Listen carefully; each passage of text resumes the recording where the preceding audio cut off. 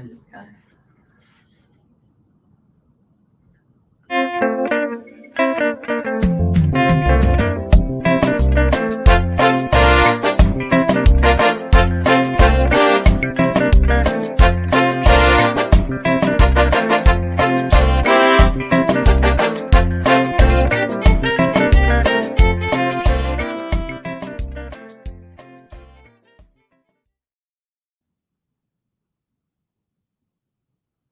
Are we live?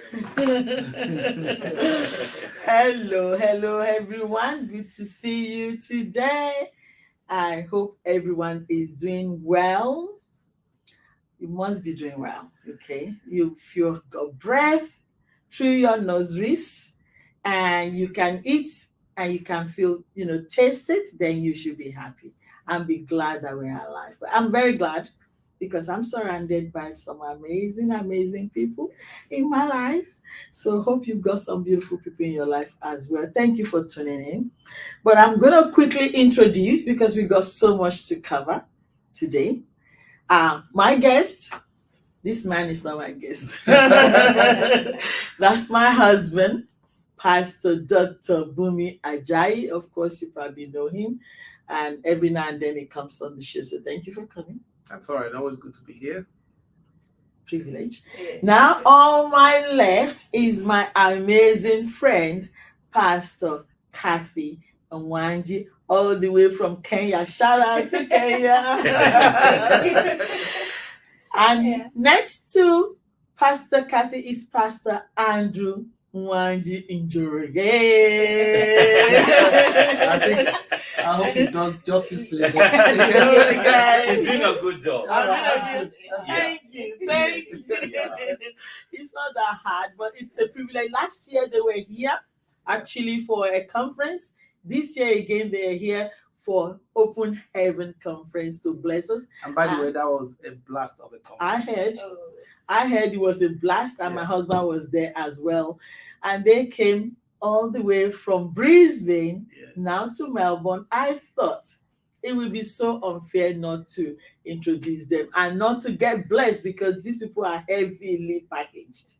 So you need to get your own dose. So sit tight.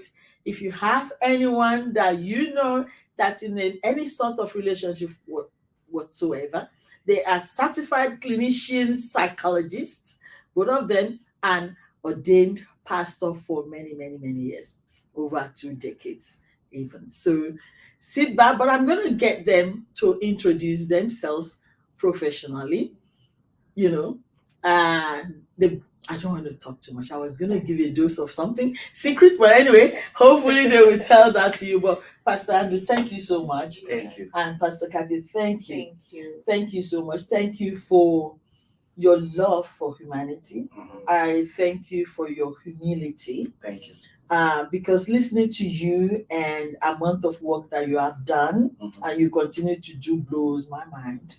But the way that you put it all together and so gentle, like, simplistic. We should be saying go deeper, Papa, to you guys.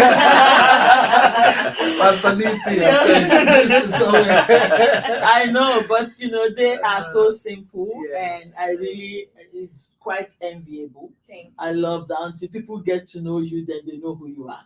But thank God. Really truly appreciate. And I just feel there's a peace around them as well. And thank you. I just love the grace and the hand of God that is very heavy upon their lives. Oh, thank you. Thank you. I think because of the relationship that they have with God, vertically and horizontally, with themselves and with the people. And you are from a good pedigree. Thank God. Really, may the soul of your father continue to rest in peace. You adore that man very well, Bishop. We adore him, and Pastor Cathy. So you bear the same name as your mama. The same name. But hers is K. Yes, mine is C. Yeah. So I'll start with you, Pastor Cathy. You've been married for for 22 years. Oh my God. Only Just, 22 Yeah, years. only 22 years. It feels like just the other day. Right. Yeah. But that's married. Yes. But we've known each other for 26 years. We've been in Wow. love for 26 years. Yes. Wow. We That's met when I was 19. He was 20. 19. So, yes, in the classroom. Oh wow. Wow. You were actually studying. Yeah. So I not only came out with the academic qualifications, Wow. I came out with a husband. With a husband. I graduated with a husband as well. And that's the best. Yeah. Because you now get the whole package, the husband, academic, everything that you got. Yes, and actually above that, I also got saved in the college. He led me to the Lord. Wow. With no So- strings attached. Yeah, Oh really? yeah.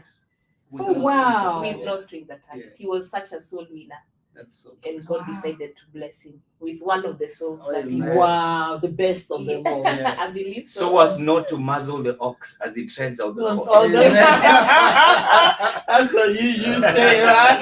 I heard that from Yeah. So Welcome. yeah, so ours is a young love.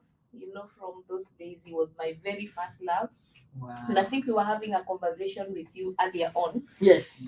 about how our days, Mm. you know, you just love the person, not because of what he had, Mm. where he was taking you, Mm. but it was, I like you, you like me. Let's do life. Yeah, let's do that together. I love your company. Why Yeah. don't we spend the rest of our days together?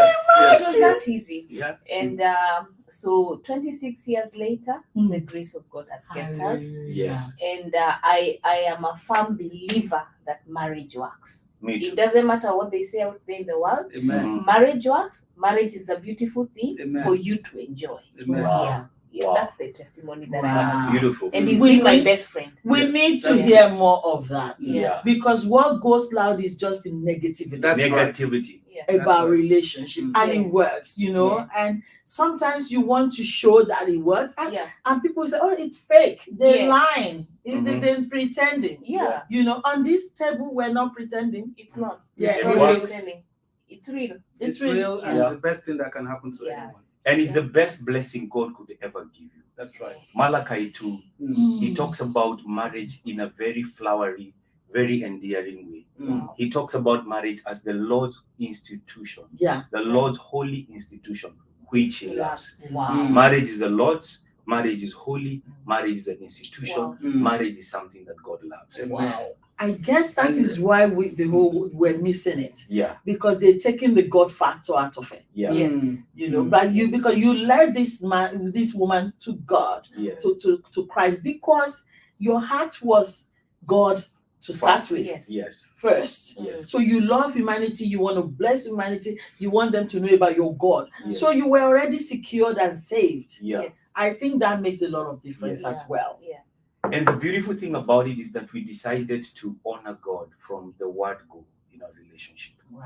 We decided, for example, to quote impurity. Yeah. Mm. Back in our day, quoting impurity was in fashion, Mm. and it still should be in fashion. Mm. Getting married a virgin is Mm. still a good thing. Mm. Wow. And so we dated for 4 years, but we did so in purity. You were Yeah. very disciplined. So We were very Mm. disciplined. Yeah. Wow. So And maybe that will be a topic for another day. yeah. It will be a Because topic. many marriages are destroyed from Because the of beginning, that. before they can even begin. Yeah, because you already It was dead on arrival. Yeah, Yeah. because you already it's not very special anymore. There's Yeah. nothing Yeah. attached to it. When we Very knew we true. would not be able to hold on, we said, let's do this marriage. By the time we told our parents, they nearly died.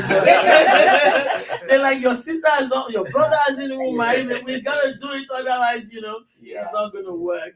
But Yeah, thank that's God, thank God. We're gonna go on a quick break, and when we come back, we're gonna hear from Pastor Andrew about his own story.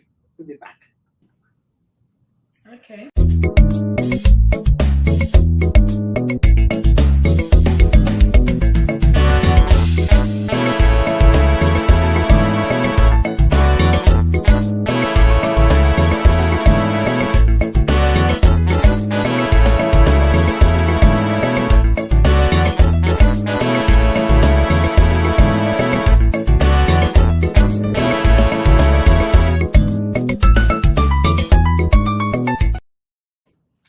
Welcome back on the show. We still have Pastor and Pastor Mrs. Mwangi in Jubillee, let's just say. But Pastor Andrew, Just say, so are you approximating? yeah, I'm matchmaking round it them up. already. I'll correct her later, so I'm letting her to be. I like that. You know, but Pastor Andrew, I'm just fascinated by your story because you did not see this example Yes. of godliness and of sincere love growing up. Mhm. You know, so because a lot of times I hear from our men, they say, that's all I knew. My father batching my mother, that's all I knew. Yeah. My father never held my mother's hand, that's all I knew. And see, you know, and I heard, I think it was you or Pastor Cathy that said, you reparenting. What do you want? Yeah. Reparent. There's reparenting and then there's Reparenting. reparenting. Yeah. And then there's reparenting. Yes. I love that. Yes. I love that. I picked down a reparenting. So we say that even in our language, that's when you are born, you reborn yourself. We have it in our dialect. Being born again. Being born again. Yeah. You know, Wow. so because people say, oh, because of what I saw growing up, I'm not happy and they're nasty. How are you this so good? Like, you know, Wow. so I have to say, because you're a man of God, you've been good even before you got married, and your wife attests to it. So let's just say what it is, that you are just a good man. We thank God. Yeah. So I was born and raised in a very broken and chaotic home. So chaotic was my parents' marriage that by the time I was a teenager, I had vowed never to get married. My parents would fight in town. They would fight at home. It would be so embarrassing. And not just my father beating my mother, but my male relatives beating their spouses. Actually, some of them killed the women in their lives. And it would, that would even be a gory story to get into. But I'd visit some of my relatives and there would be blood in the house because the wife has just gotten a beating of her life. Some of my relatives have actually killed the women, and we may not get into that. But my point is this: I saw so much violence in my extended family tree that I hated the idea of marriage. But thankfully, by the time I was 16, I gave my life to Jesus. And one of the things Jesus did was to do mind laundry on me. He started changing me inside out. He started showing me that a happy family is a possibility. You may not understand this. I didn't personally. But by the time I was a teenager, I was already reading books on marriage. God started fixing my deficit by exposing me to the literature that I had a deficiency of. So I started reading on marriage way before I ever met my wife, while I was still a teenager. Then I walk into this classroom, and who do I see in the classroom? This beautiful girl. But all I'm thinking about is, are you born again? I had been leading so many people to the Lord in the, in the public transport, in the highways, in the byways, from a very pure heart. Because you see, having grown up in a non-religious, violent home, we never used to go to church. So by God's grace, I get born again. I was so much on fire about this new way of life I had found in Jesus. So I would seize every opportunity to tell people about Jesus. So when I asked her whether she was born again, I realized she wasn't. I was so glad to lead her to the Lord. And I didn't know that this beautiful 19-year-old girl I was leading to the Lord was actually my wife. So you were not just leading her to the Lord, you were leading her to your home. And to your heart. So I loved her for a long time without telling her, because here I am. I'm in love with the girl I led to the Lord. I don't want it to appear like I'm taking advantage of her. Yes. I don't want it to appear like I want to eat shit. And by the way, can I say something? Just when he led me to the Lord, that same week, it was during Valentine's. And there's this guy in class. I was told you have a secret admirer. So I didn't know. So one day I'm told he's calling me. So I go. It was this guy who was a chain smoker. He looked like he used to drink alcohol. And I get to meet him, and he's asking me, can we meet for Valentine's? For Valentine's. Yes. Thank you, Jesus. Before Valentine's happened, you already accepted Jesus. Goodness. So I never went for the Jesus. Valentine's. Wow. So Jesus saved her in the nick of time.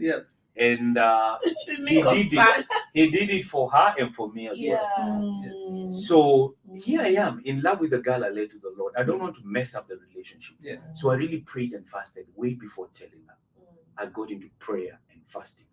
Then I approached our Christian Union chairman. Yes. And for accountability's sake, I told him there's this girl in our fellowship that I love. I went and I told the patron for our Christian Union in campus. He was a lecturer. And they both advised me on the same thing. Pray more about it. So I prayed and fasted. So in the meantime, I'd be buying her gifts without telling her. Like one day I bought a beautiful mirror and I brought it to class and I told her, I want you to be looking at the most beautiful girl in the world. Looking at every morning. That's very romantic. Yeah. Yes. Impliedly, I'm saying. Yeah. I get it. Yeah, and I remember on her 21st birthday, I decided to tell her that I loved her. So I went to one of the neighborhoods in Nairobi and I bought 21 rose flowers. Wow. Representing each year she had been alive. Really? And we went to Nando's. Nando's had just opened up in Nairobi in the late 1990s. And I decided we wouldn't have a waiter serving her. I'll serve her myself. So I went and took her order, brought it to her. Then Amazing. I loved literature in school, Okay. So we had been taught about second persona narrative. I don't know if you remember that. Yes. So that's how I told her that I love her. There's this girl I met and I fell in love with her and I prayed about it and this girl is you. I still remember the beautiful blush. What a beautiful. As she said, thank you, but I need to pray about it. As well. Yeah, so I waited for 3 long weeks. Then she said yes in tears. Oh, in tears. In tears. I don't And know why I then- cried. Was that tears of obviously tears of joy? Yeah, I believe so. Yeah. I can't explain why. If just that was- type of tear is not natural, it's just godly. Yeah. Like it's the Holy Ghost Yeah. thing that went through. It won't be natural. Yeah. Which girl is crying? They say, yes. Yeah. It's So- not a marriage. It's That's just to Proposal. proposal. Yeah. agree that they could. Continue. Yeah. So because my question was, will you be my wife to be? And if you're in agreement, we will date for like 4 or 5 years. Because remember, we were still young. That's Yeah. right. We needed to do some schooling. Yeah. We didn't even know why we were getting into such a relationship that early. Yeah. But now we knew. We know why we had to do it that early. And it was partly because God was to give us a family ministry while we were still very young. By the time I was 25, I was a certified licensed minister officiating weddings. Can you imagine So at I age really- 25? Yeah. And having come from a broken home. So I Yeah. really needed to settle and learn more. So we dated for 4 years. And then we got married. And before then, I engaged her. I already had a job. I put all my savings together. There was a man in our church who was a pilot with Kenya Airways. And he would be going to London, UK. I sent him to bring a beautiful engagement ring So good. from London. Really? 20-something years ago. Yeah. With every shilling I had. Yeah. And then I engaged my wife in a beautiful ceremony. She still has that engagement Yeah. ring I still do. over 20-something years. Wow. Yeah. So good. Really? Yeah. Yeah. Honey, you didn't put all your shillings together. No. This is not about us. His was a lot of money. So mine was not a lot of money.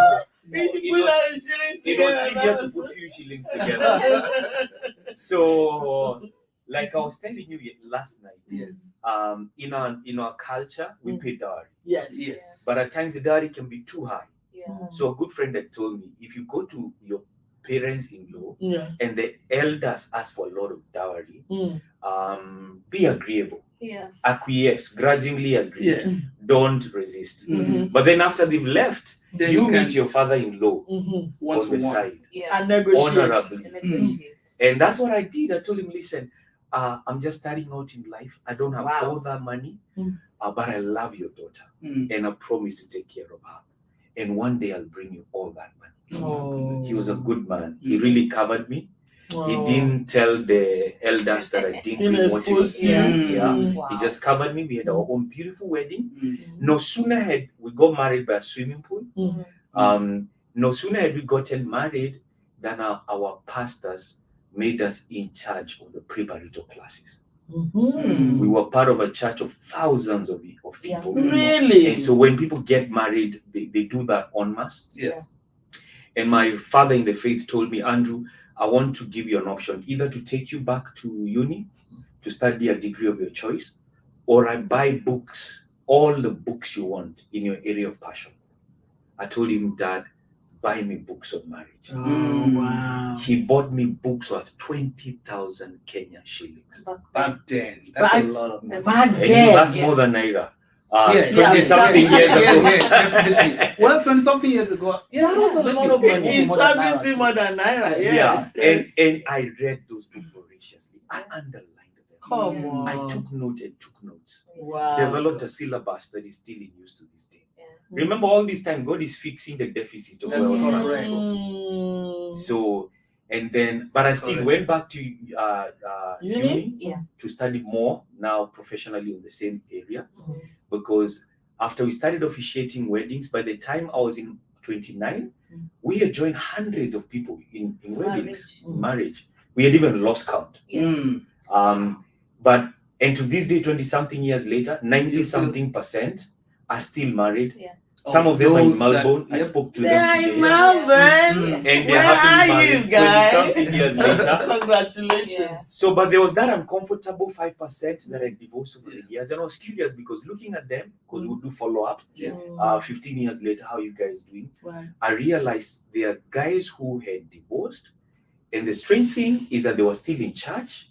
There's no devil between them. And my question was, why? Then I discovered there were underlying psychological issues. So I decided to go back to uni, do a bachelor's in counseling psychology. And then I went on to do a master's in marriage and family therapy. My wife has a first degree in education. And then she went to do her master's in counseling psychology as well. So that we could incorporate and integrate psychological resources with spiritual resources to help these people. Because when people come together, they do so in 3 dimensions. You come together physically. That's why people from different religions can actually get married and bring forth children, and they'll still married. But now problems begin in the soulish realm. In the soulish realm, that's where you have your school of thought, your personality, your temperament, your upbringing, your emotions, your intellect, your level of education. But now the main problem is the spiritual dimension. Now, because when we get married, we become one. Yes. So we thought that when we integrate psychology and theology, we'll be able to address these areas. That's very amazing. And both of you did the same counseling in relationship and family together. Was it together or you did it separately? We did it separately. But at the time you already knew the direction. So it was just obvious that it's obvious that they know the direction from the onset. I think it's God really that already formed you for the benefit for the universe as it is. Because which child want to read book when your father is asking you want to go to uni? Everybody wants to go to uni. Even if you go to uni and find girlfriend, go to uni and just party. Everybody wants, but he says, give me books. 20,000. And in the area Kenyan of your specialty or your interest, and you chose marriage. That's something there. The Bible says, as no one comes to the Lord unless the Lord draws. So I believe there's been one of the questions that I was going to ask Pastor Andrew was when he mentioned that at the age of 16 that you gave your life. What was the circumstance or what prompted you to do that? Given obviously the baggage, dysfunctional family and all of that. How did you just decide one day, okay, was that a role model? Was there someone that really mirrored something to you? Amazingly, the verse you just mentioned typifies my experience. That is exactly what happened to me. Nobody came preaching to me. And remember, I didn't grow up in a religious family. We were not going to church. Typical Sunday would be my dad is lying on his bed reading newspaper. He'd send me to buy his newspaper for him to spend the Sunday morning reading the paper. He'd send me to the bars to buy him different types of beers. So I grew up going to the bar to buy, beer, Guinness, this for my dad. But I've never been drunk all my life. So by the time I was 16, I was in high school, in Form 2, and there was this Christian union that was on fire for Jesus. Every time I used to pass by their meeting place, I'd hear them worshiping in Swahili. You know, Swahili worship is very it's a deep. different. I'm sure even Nigerian worship. I know. At times I don't understand what they're saying in Nigerian languages. Feel the spirit man can sense. sense, You can sense that it's something very powerful. So they would worship so powerfully. I'd feel drawn, but I'd still resist. Until one day I couldn't resist it anymore.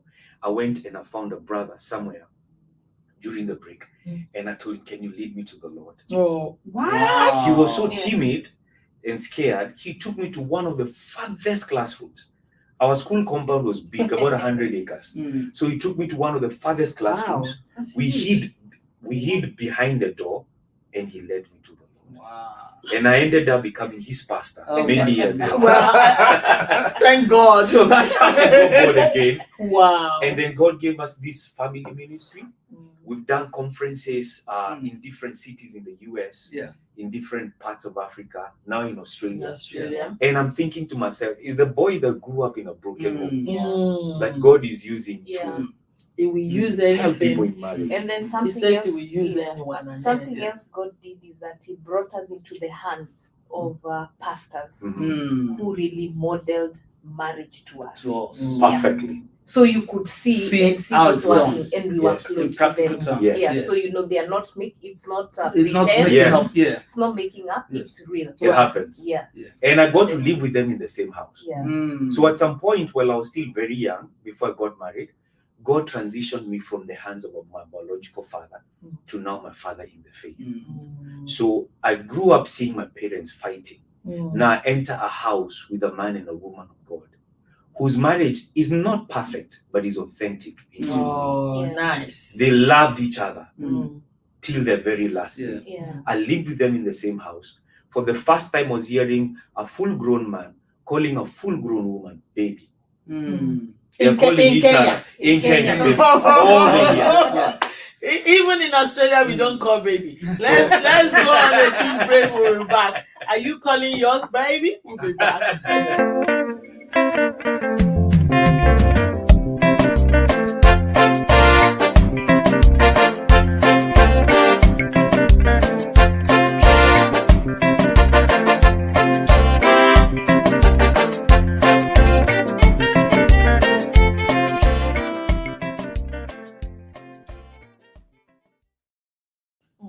I really don't know if anyone is blessed. I am blessed. You know, when we do this show, I really, actually, I'm doing this show for myself first. So pick if you want to. If you don't want to, I'm getting blessed and I'm using it. I like the fact that you said that you left from a broken home, because I am from a broken home. And I became a born-again Christian as well from age 13. Wow. But my auntie led me to Christ. Wow. And you led your wife to Christ. I led my husband to Christ. He was a Christian. Well. He was a Christian, but he wasn't born again. But now he's become my pastor. I honor you. But let's go back. Let's go back. I just thought that needed to be clarified. But I was born into an Anglican home. Yes. But it was when I met her, she had been going to a Pentecostal. We didn't know anything about being born again in that sense. Because Anglican. So it was when we got married. Even before we got married, we were going to. I was going to the church that she was going to, and then I began to get into the Pentecostal movement and everything. And then Spirit filled. But at a time, I actually said to him, "You are the pastor. I will carry your bag wherever you go." And he goes, "No, we're both pastors." No, you pastor. You are the pastor. You are the pastor. And you ended up pastoring the one who led you to the Lord, just like I did. Exactly. The way God is good. So good. But I'm fascinated with your newfound father. Right. How did you get this man? How did you stumble into him? By divine design. I have so many blessings in my life that I did not orchestrate for, that I did not plan for, that I didn't even deserve. Some of my greatest God-given blessings, they just came by providence. Amen. So back to the campus, Christian Union Fellowship. Yes. Our CU chairman, Christian Union's chairman, started saying, now we have to go to the city and help the people of our city rediscover worship. Yeah. Not just be religious, but let's rediscover worship. Yeah. So we started going to halls in our city to conduct worship experiences in the late 1990s. Wow. Worship experience. So I may not have been a singer, but he looked at me and he told me, you're going to be the master of ceremony. Hey. So, and as I was emceeing the meeting, who comes into the meeting?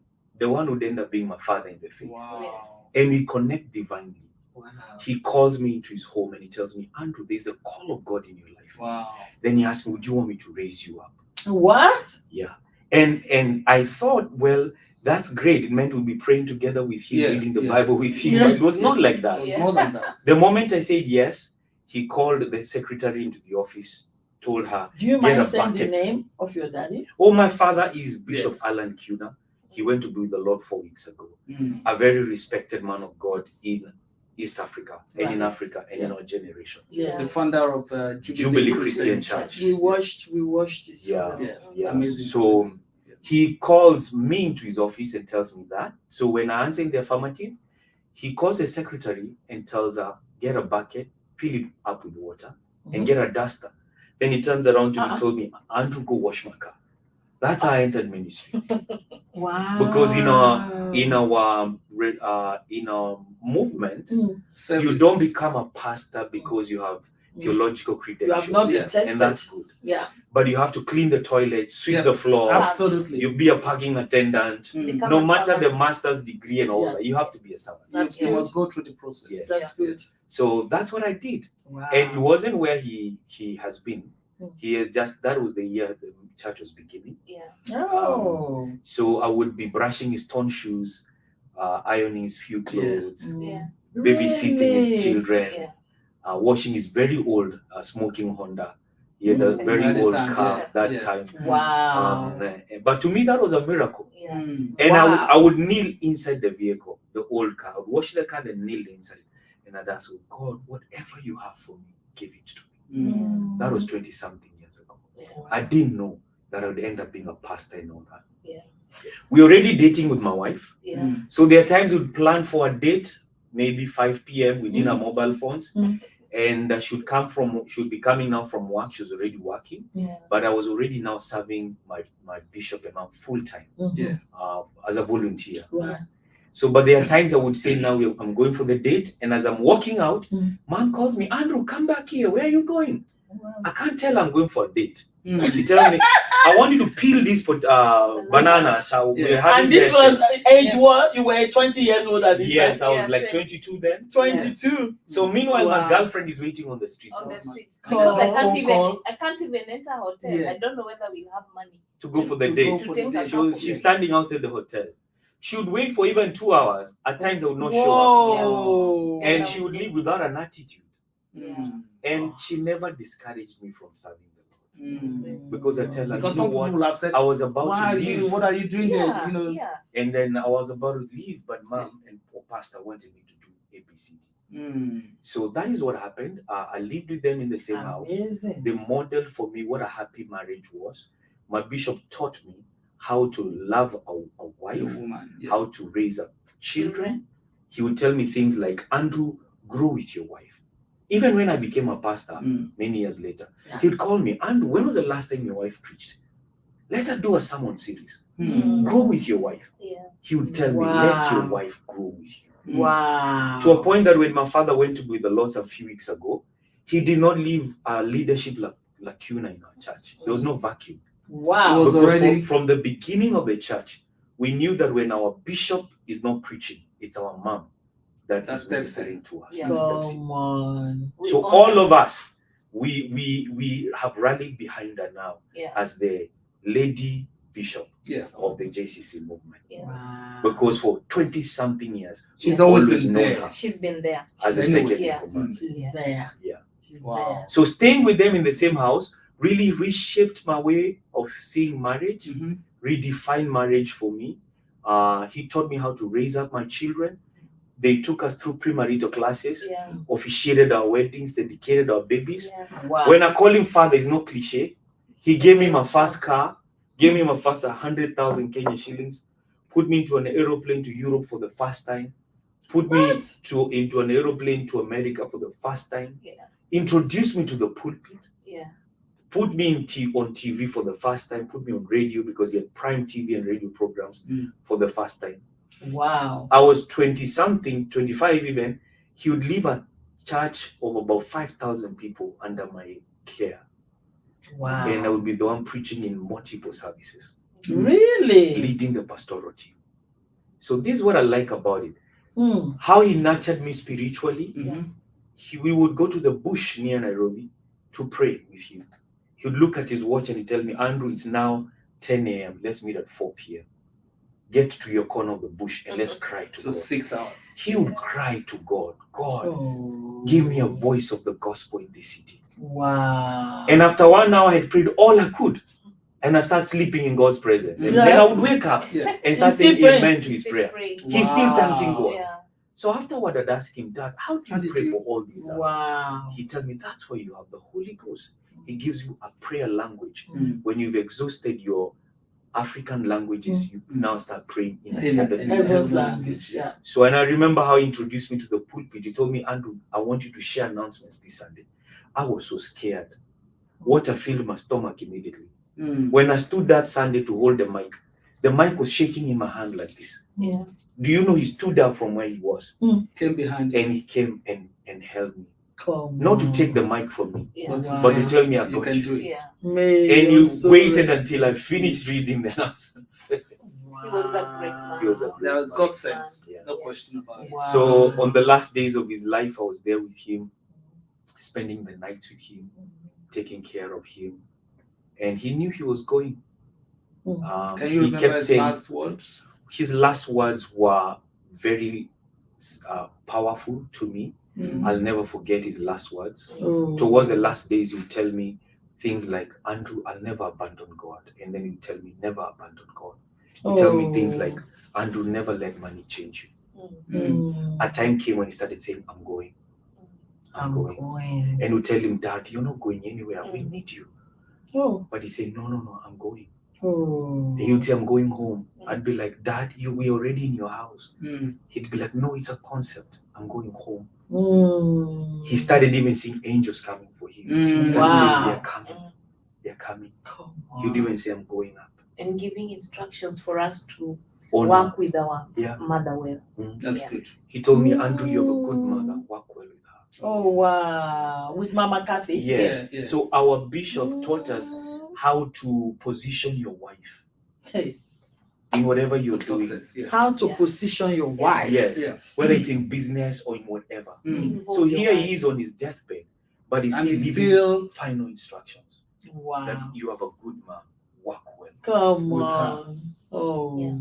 Amazing. No wonder I watched when they were doing the funeral.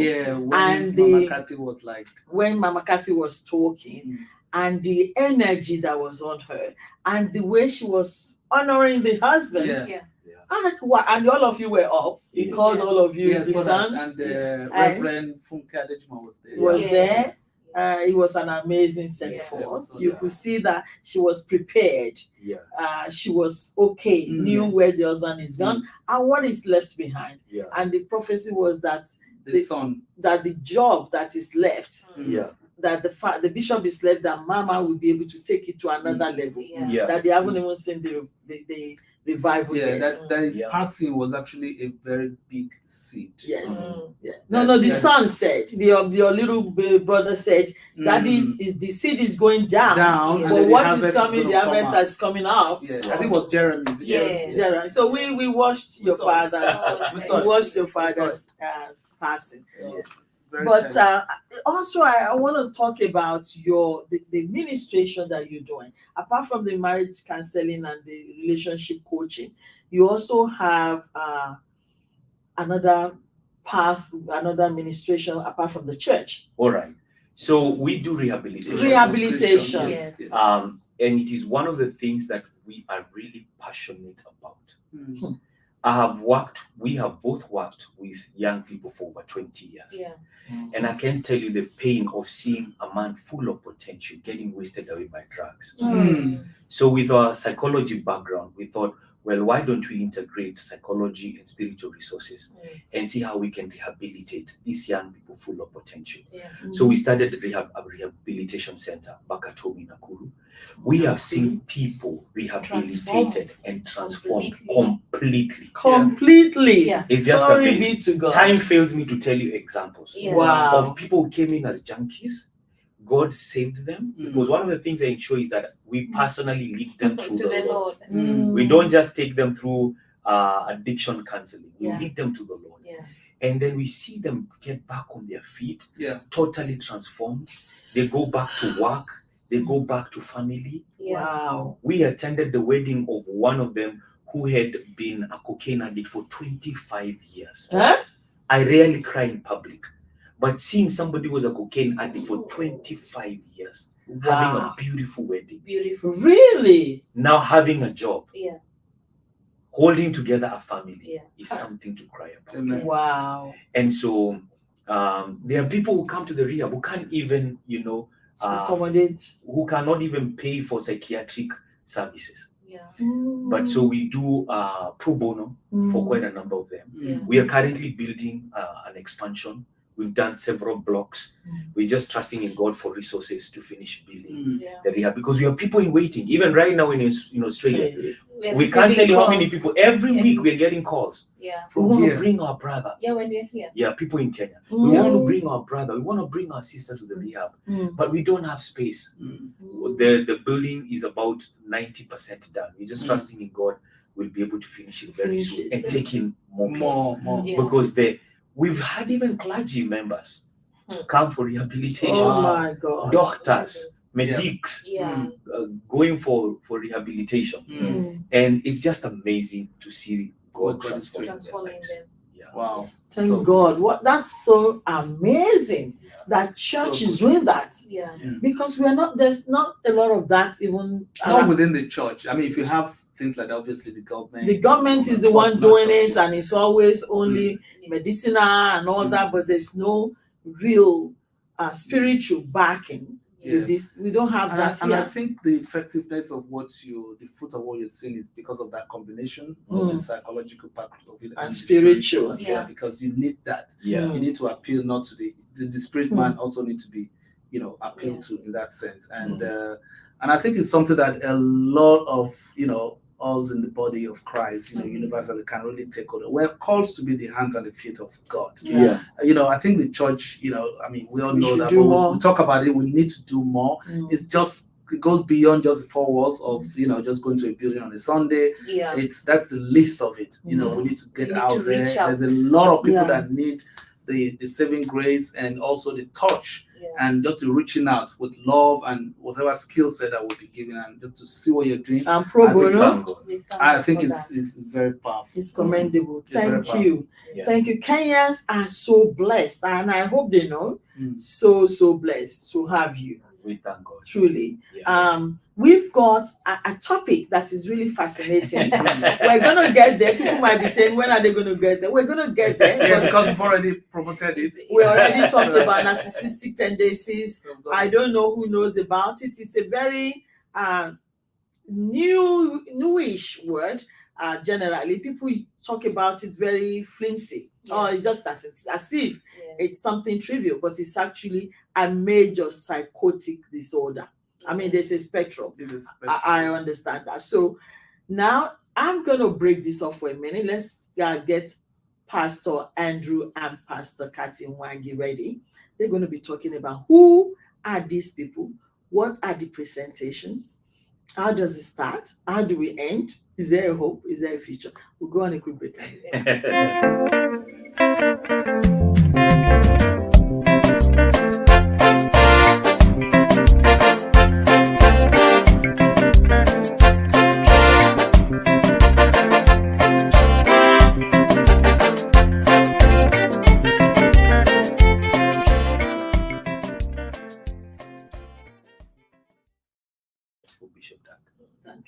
Welcome back. So now we're going to the actual topic of the day, narcissistic tendencies. I don't know, like I said, if you know about it. I think we should not make it very harsh.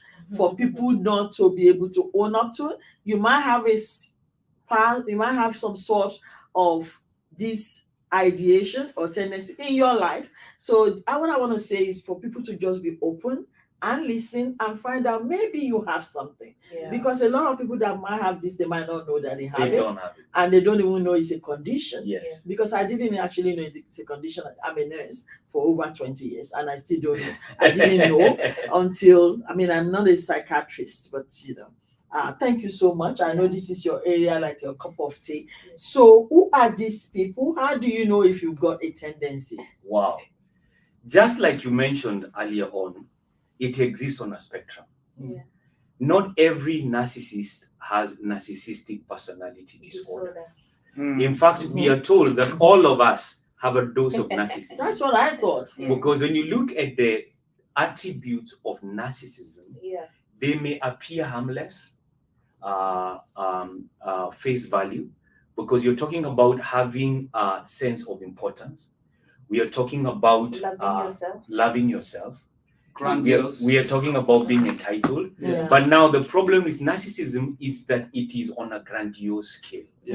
So while we all love one another, while we all love ourselves, a narcissist would have excess love for himself. While we all believe in our potential, a narcissist would have a grandiose perception of who he is. While we all utilize relationships for our own benefit, a narcissist will go a notch higher and be exploitative in his relationships. Is this intentional? It may be seen to be intentional, but when you get to a point where it is a disorder, and they are really not doing that intentionally, they actually seek. And you may be asking, maybe as we begin, that would the narcissist be able to tell whether they are a narcissist? Yes. Not readily. They may not readily tell that I'm a narcissist, because one of the things they lack is the ability to self-reflect. Wow. See, all of us, when you go back to your room after this, you will sit back and ask yourself, how did I treat so and so? Was I good to so and so? A narcissist, someone who has NPD, lacks the ability to self-reflect, and therefore they lack the ability to self-correct. They don't believe they're on the wrong. They don't see they're wrong. And that is why therapy with a narcissist may actually not always work. Because even when they walk into a therapy room, they'll always think that they know better than the therapist. Wow. So those ones. Narcissists actually think that they wonder how they ended up in a world full of stupid people. Because they think they are wiser than everybody else. They are cleverer than everybody else. So their attributes would be a grandiose sense of importance, preoccupation with fantasies of how good they are, how special they are. They actually think they're in a class of their own, and they should only relate with people at their level. And there are very few people at their level. They actually never get. And I'm trying to. So they're very lonely. I'm actually, they're not lonely. They because they live in fantasy land. And so they think they're so high and higher than everybody, and only few people. I'm trying to diagnose somebody else. They have. What you're saying, it appears that they have an exaggerated impression of their own importance. Very true. To the detriment of others. Very true. So they lack empathy for others. And but what would you say is the root, cause? How does it set out? And very good question. Very good question. So there is this debate among researchers, psychology, psychiatrists, family and marriage therapists, and the debate is usually about, is narcissism a result of nature or nurture? When they say nature, they mean, is somebody born a narcissist? Or is it your environment? Or is it by nature? Were they shaped by the environment? And by the environment, you're talking about upbringing as well. Or was it that they were born that way? My answer would be both. Some narcissists are actually by nature, in the sense that if your father was narcissistic, your mother was narcissistic, they not only modeled that, but there's a genetic predisposition for such a child to be a narcissist. But a majority of narcissists are actually nurtured. By nature.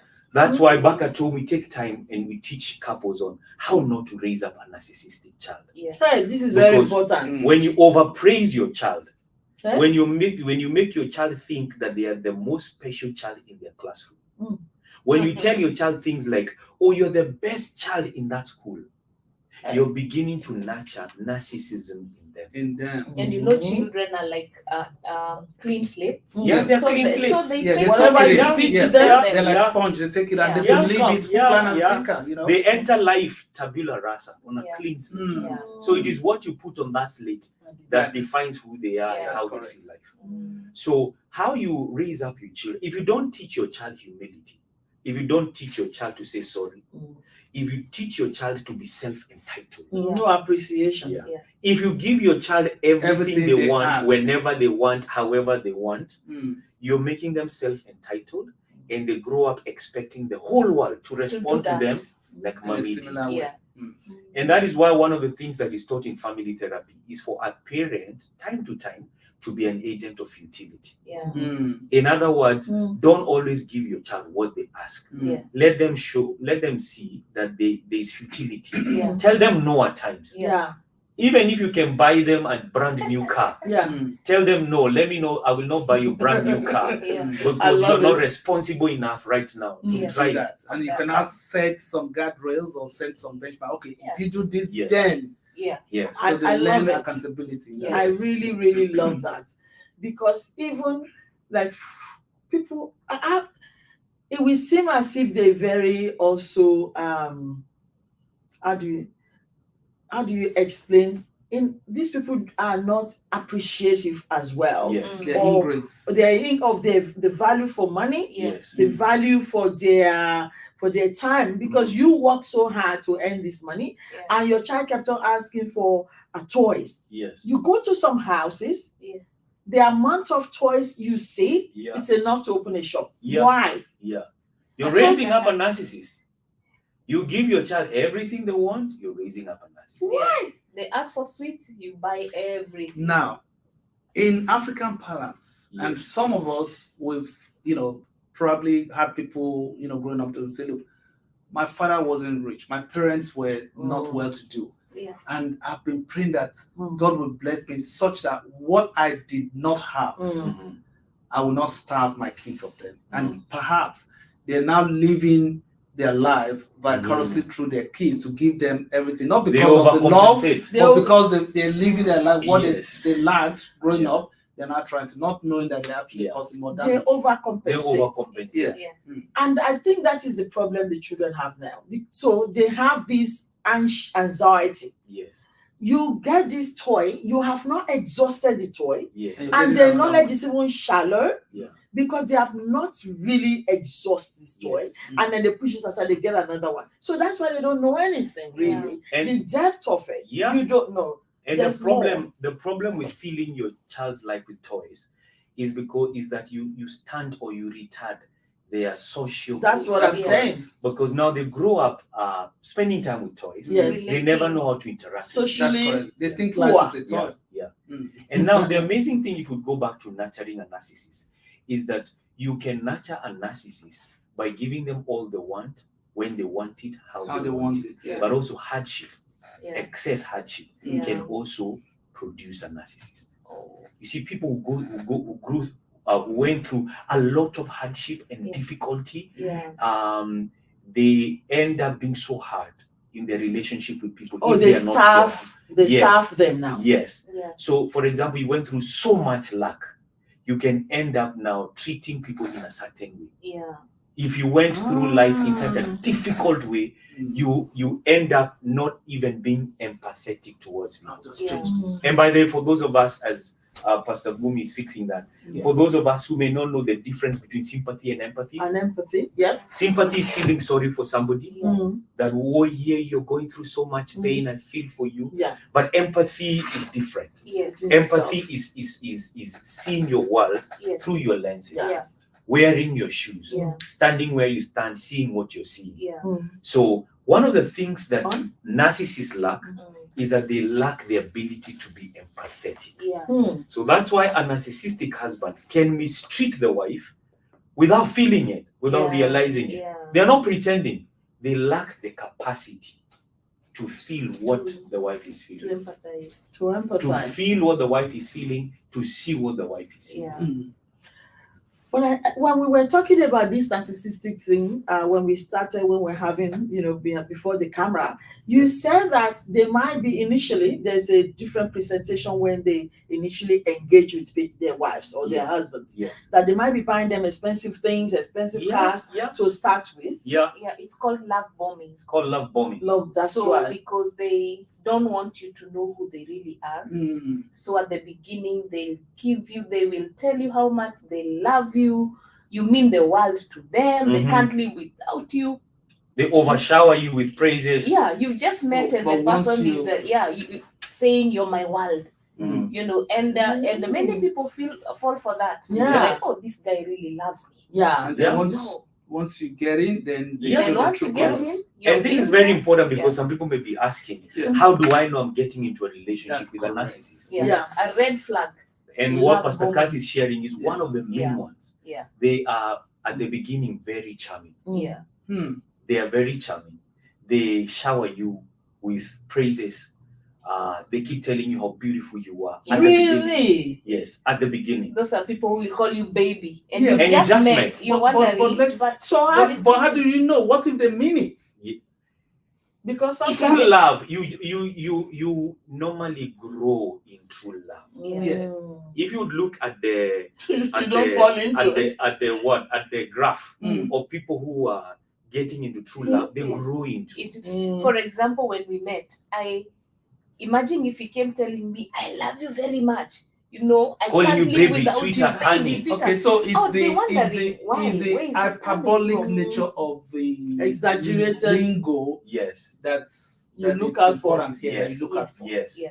Okay. If they are flooding you with expressions of love, and you just met, your antenna should be up. You don't even know them very well. Yeah. Okay. And suddenly they're like this, and then it's like buying you chocolate, flowers. The first week they've met you, they're buying very expensive gifts. Wow. That usually is a precursor before they reveal who they truly are. Yeah. It may not always be the case. That's why we are saying be cautious. Be cautious. Give it time. But how long just hold on going? to that and tread how with long a grain is of this going salt. to last? Yeah. How because is it going to last? they're preparing you for a manipulative experience. What? So they can buy you gifts and then mistreat you in the afternoon. So you're left wondering, there must be something wrong about me because he's a good person.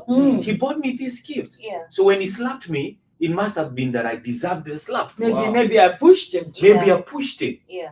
So they would beat you up and buy you chocolate. Wow. You should be careful when you're going out for dates with that man.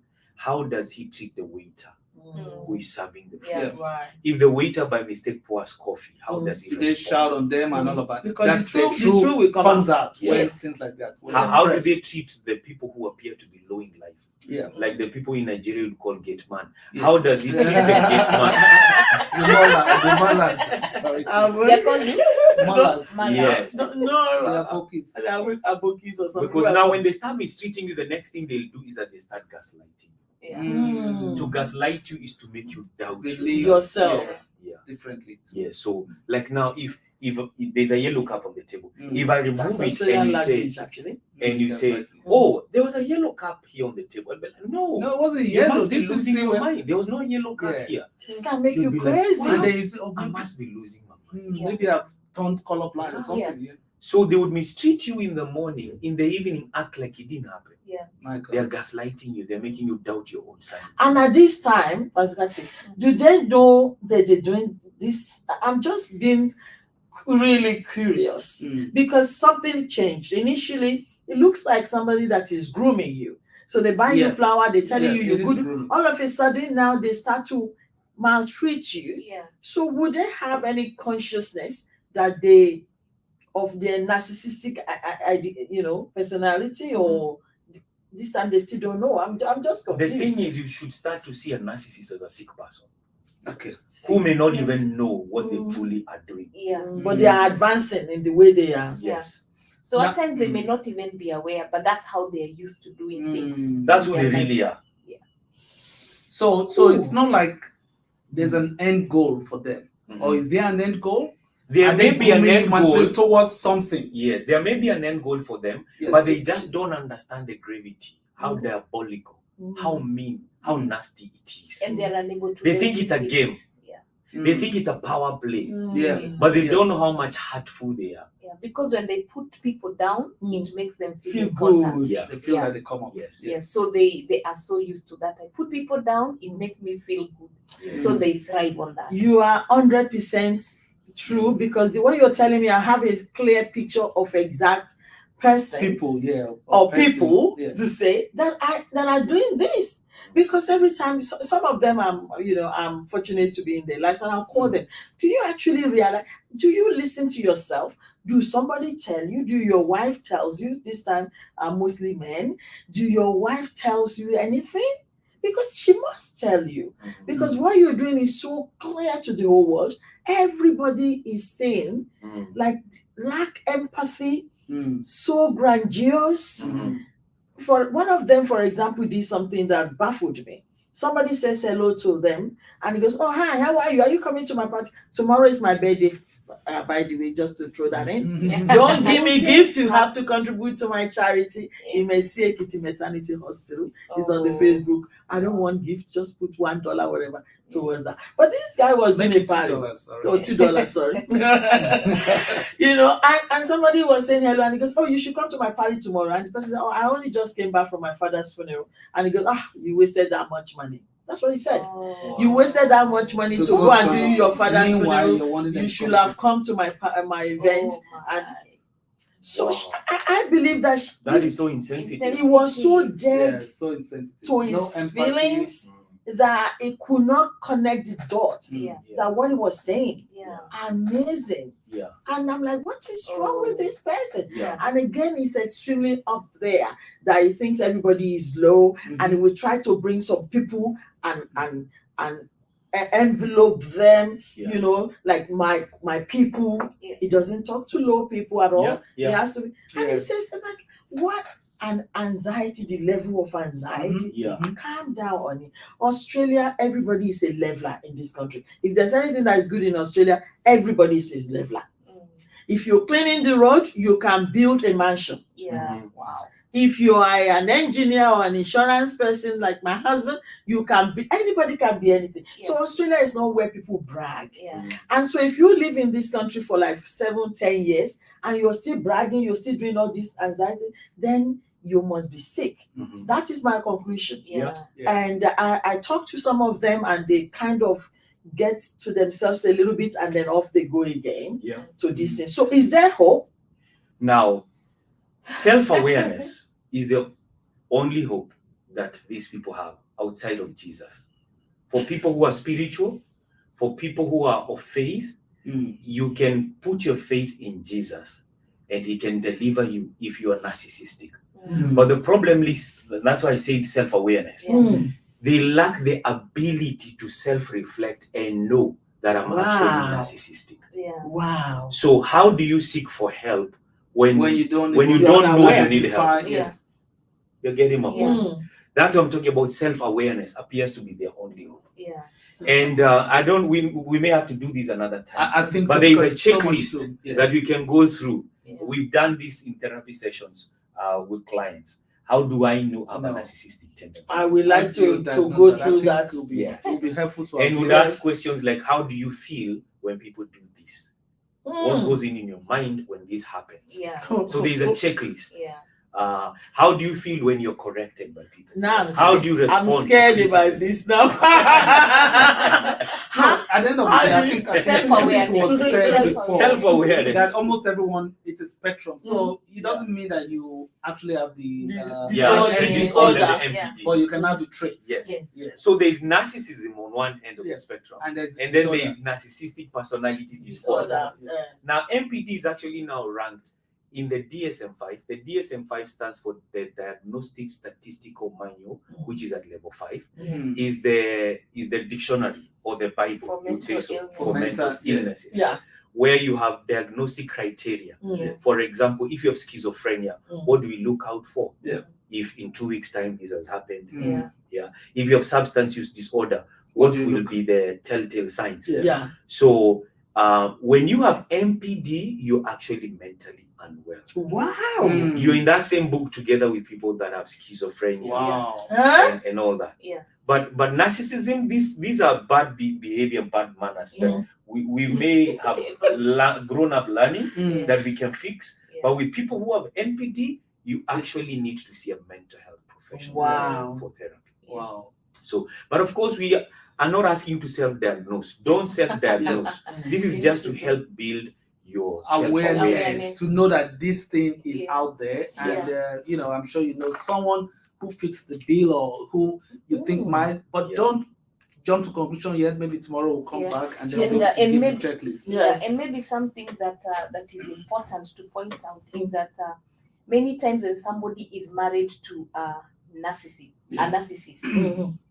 the spouse may know that my husband, there's something wrong with my husband, but out there nobody else knows because they are so good to everyone else. They can master the art of pretending. Yes, they are so good to everyone else. How do you live and that like makes that? it actually very difficult. It worse to the spouse because how do you tell people that no way can't be this person that we know? The spouse can go mad. Yeah, you can go mad. Say, oh, you don't know them. And the thing is, a narcissist can only stay married to another personality disorder called DPD, dependent personality. Codependency. So while narcissists have this grandiose delusion, by the way, when you say grandiose, you're meaning bigger than life. Grand, very big. Wow. They have grandiose delusion. They have a very big picture of themselves.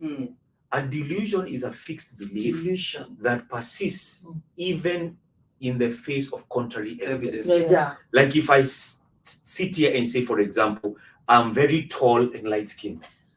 And you believe it. And I believe and you are ready to defend it, to go to the yes. You bring a mirror before me. And you still you're not light-skinned. And you are not that tall. No, I'm light-skinned. You're getting my point. And I'm so tall. So you would say, I have a delusion.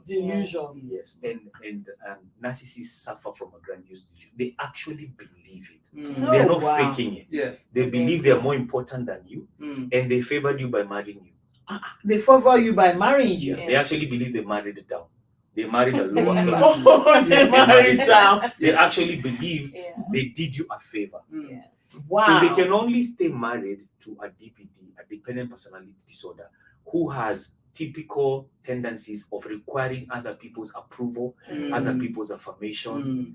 You know, that's why a narcissist will say, this morning you have to wear this dress. And the wife, for example, would be very agreeable. She'd be like, I haven't worn a dress because I don't know what dress to wear. Oh, shame. They have that dependent personality. They're the kind of people that sing the song, how do I live without you? I want to know. We don't sing that type of song because I can live without you. My wife can live without me. I'm not that important. My wife can actually live without me. But you see, if you believe you cannot live without somebody, you become fodder, easy prey to a narcissist. Wow. Because now they put you in your box, in the bag they want you to be in. And you just follow them like zombie. Yes. So well, I think we're talking of narcissistic tendencies in relationships, and relationship doesn't have to be marital. Can that also apply in the workplace? Very true. Like a boss and it's easier for boss and the subject for the staff. By the way, you can have a narcissistic husband. There are even narcissistic wives. You can have a narcissistic child. What we are calling in the West that children nowadays are enlightened, they know what they want, they fight for their rights. Actually, at times it is a display of narcissism. You're raising up a narcissistic child. And as parents, we should be careful when you're raising up children, because we're raising up somebody's future husband or future wife. If you don't nip the problem at the bud, if you don't correct that narcissistic tendency now, it becomes worse over time.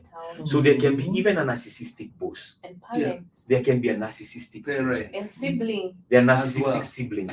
Some of us will say, my dad was very tough. You actually had a narcissistic father. You just didn't know it. Hey. And now you're raising up your children that this is the African way. We are tough on children. No, it's a narcissistic way of raising up children. So you can actually have a narcissistic boss. Wow. You can even have a narcissistic employee. Hey. Yeah. A narcissistic employee who won't take instructions from you.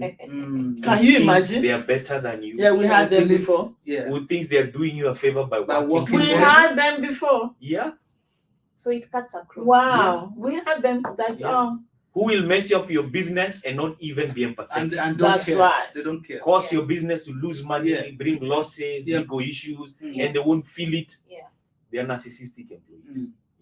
We had one that I thought she's got ADHD, but I think that with this explanation, she's narcissistic. Wow, that's so good. I don't know if we have time to just look at what can be done, because I mean now we've kind of.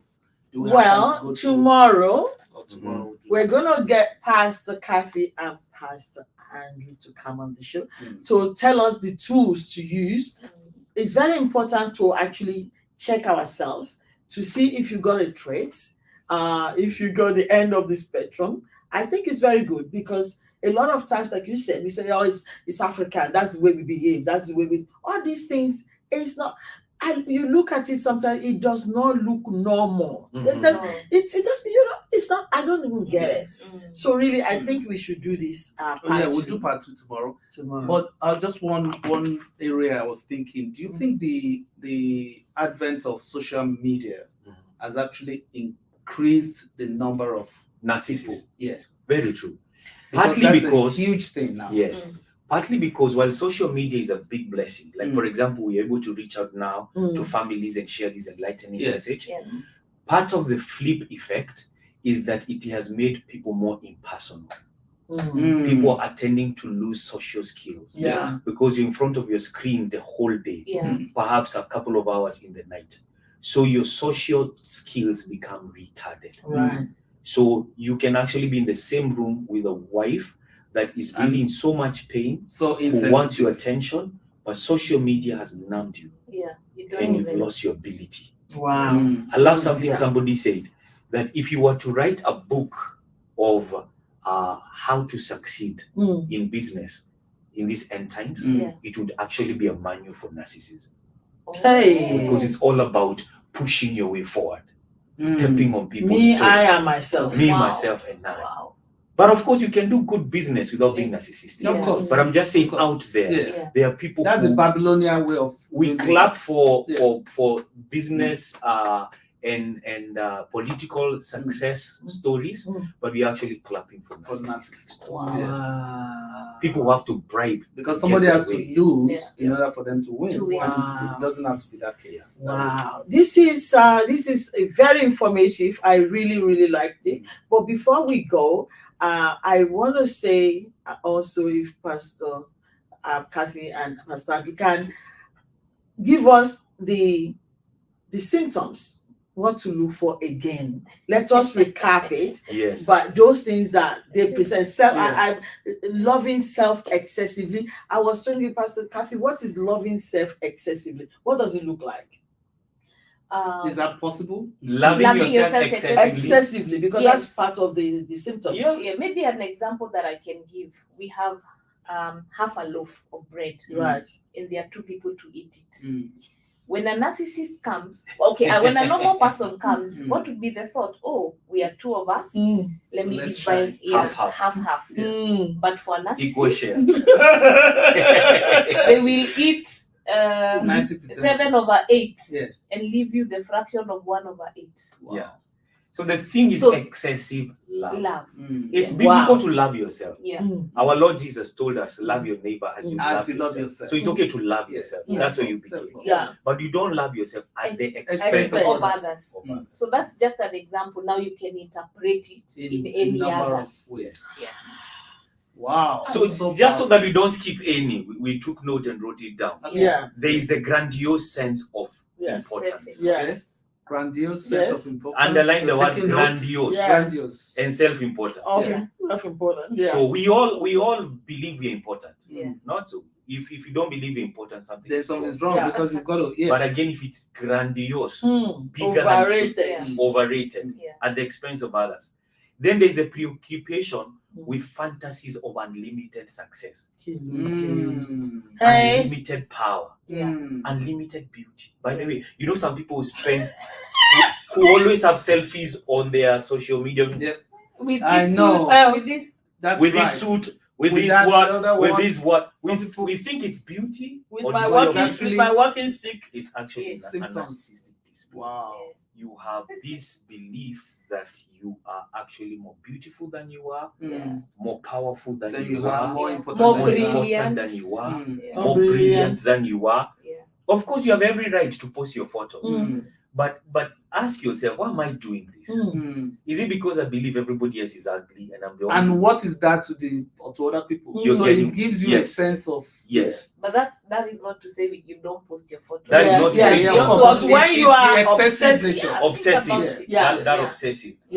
And then the thing of putting yourself in a class of your own. Hey. That I can only relate with certain people. Only a certain class can understand. Half of Nigerians have got this because everybody, I'm too much. Too much. As Christians, look at our Lord Jesus Christ. I mean, meets with everybody. He even spoke with sinners. I know. People who are hated. The woman was caught in the very act. People who are poor. But this thing of saying I can only relate with people who wear designer clothes. It's actually a narcissistic display.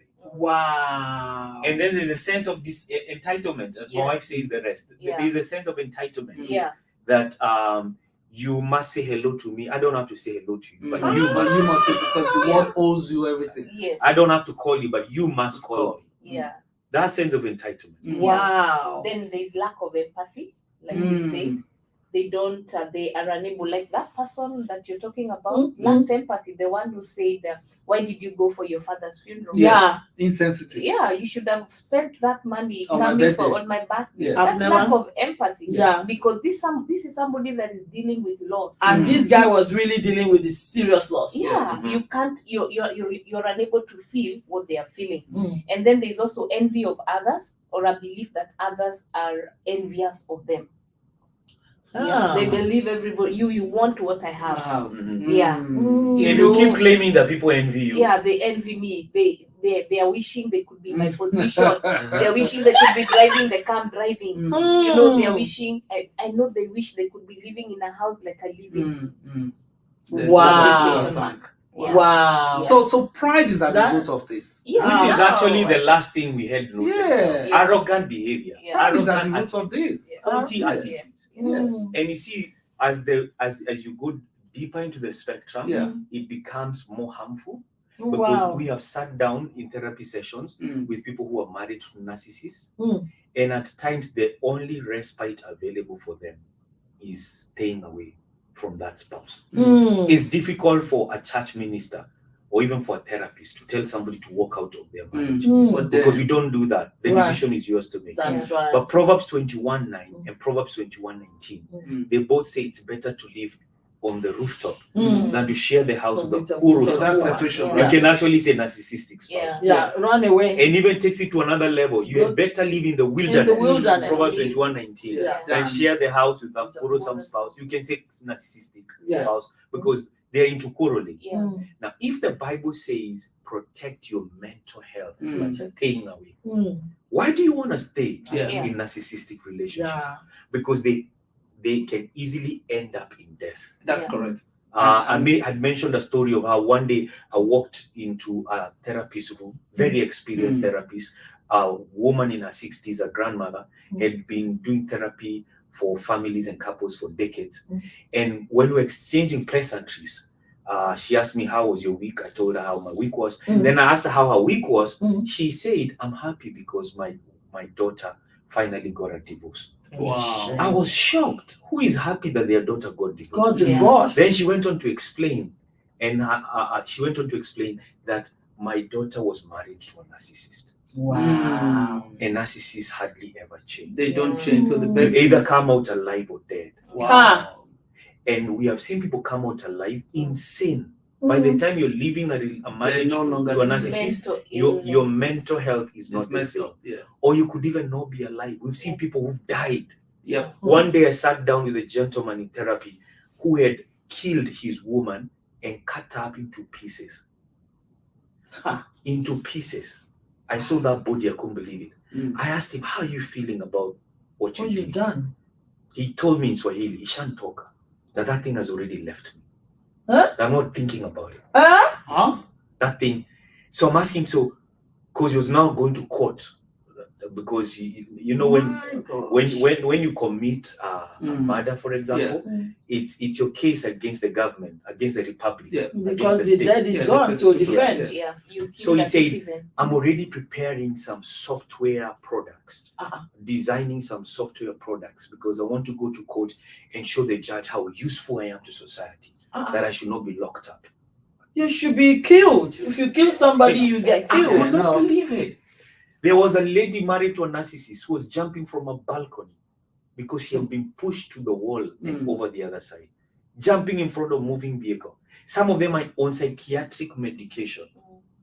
There is a woman who was actually finally murdered by her narcissistic husband. And the husband committed suicide. Because like we were saying, at times, suicide becomes a final act of defiance. Wow. That I could do whatever I wanted to do with my life, mistreat everybody the way I wanted to mistreat them, and finally you couldn't punish me. Only me could get rid of me. So they it's an act of pride. Themselves. Not all people who do that are doing it in pride. But I'm saying when a narcissist does that, it is a final act of pride, because they feel that they've got to win. They got to win. And I think at this point it's fair to say that, look, if you're in any relationship where you're seeing these traits, I don't know whatever level, and I don't know why God has allowed us to share this on this day. I just know that the law of life is superior to the law of marriage. You've got to be alive first for you to be married. So you need to just take this seriously. I don't know who this is speaking to, but it's a very important topic, and don't take it with levity. Exactly. You know, on the show, we don't just keep good information like this a secret. We share it. And like Pastor has already told us, it's better to live in the wilderness than to live with a quarrelsome, a wicked husband or wife. Call it what it is, narcissistic. When you are alive is when you're married, but when you're dead or when you are psychotic, all of your generation is finished. Your children will suffer. The generation unborn will suffer because of where you push yourself. You know, we don't advocate for marriage for divorces, but we just say watch out and watch your back. May God bless you as you take action. Thank you so much. Thank you. You're welcome. Tomorrow there's a diagnostic. We will try and beg them to be able to come again on the show tomorrow to tell us how you can, this diagnostic too. Checklist, I really want to know the checklist. I want to know if there's any iota of narcissistic presentation in my life. God, wash it away. I'm going to take my hand to rip it off because God has not called us to be a narcissistic, but to be a kind human being and a responsible human being and citizen of the world. Thank you, Pastor Bumi. Thank you for having us. Thank you for having us. Beautiful show. Show you have here. Thank you. Thank you. On the final note, our pastors, our psychologists, our marriage counselors. I saw your profile, it was a lot. Can you tell us the rest of it? Sincerely.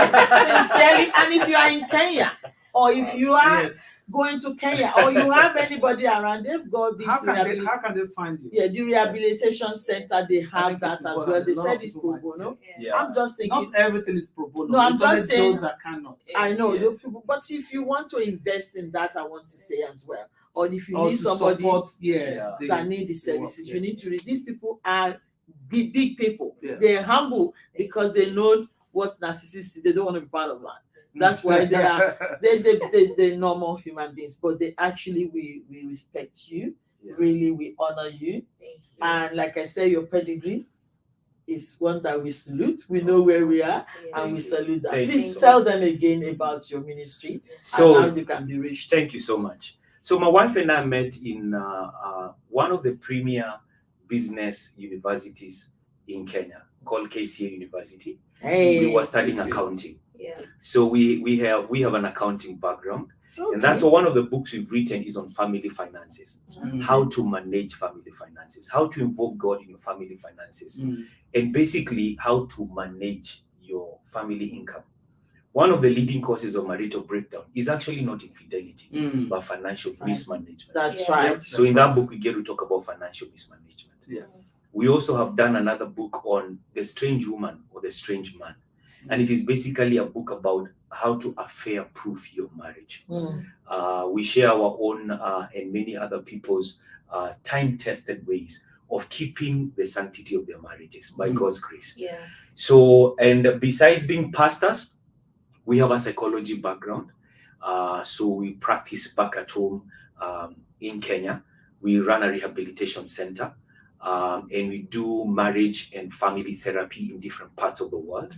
My wife is an educator, so we run a school back in Kenya. Marriage clinic, is that the marriage clinic? No, child care center. I do a preschool as well. Yes. So we do marriage clinics in this marriage family therapy ministry that we have. And then we also pastor thriving congregations in our city. We have been pastors for over 20 years. We have opened branches in different parts of Kenya under us, and in outside Kenya as well. And in our city, we pastor 2 thriving congregations, JCC Nakuru Central and JCC Nakuru West. So every Sunday morning, we shuttle. Nakuru. We shuttle between those 2 congregations. The latter congregation, the first one is 18 years old. The next one is 7 years old. We open in a very rough neighborhood of our city. And we offer meals. We share meals regularly with members of our congregation. From that part, at times we share complete meals, and at times we just share snacks. And it's a very dangerous neighborhood. The first time we served them food, they disappeared with cups. With the cups. Armed thugs came into church and stole equipment, but we still preached that Sunday without even making mention of the robbery. We have cases where you see a boy coming to church with stab wounds. The mother stabbed him rather. So it's a very crazy neighborhood, but we love our people there. We are seeing God changing and God has changed them. It's not like when we began. You can see they've really become better, beautiful. We see them coming in ragged, but then we see God beautify them. They get married. They start families. God blesses their businesses. So seeing them 20 years later is a dream come true. So, and we are happy to be here in Australia. And we also conduct personal therapy sessions for anybody that could be struggling and maybe they need help in their marriages, in their relationship, in whatever area. We do that. Now, thank God for social media, we can do it online. Distance is not an issue. Distance is not an issue. So we do that. So the website is, or the to contact on the Facebook, you can just go there, or Instagram. Pastor Andrew Mwangi Njoroge. How did you mention it? Njoroge. I wanted to correct her later. It's not Mwangi, it's Mwangi. I kind of knew, but Mwangi. It's Njoroge. And Njoroge. Okay. And maybe email also would work.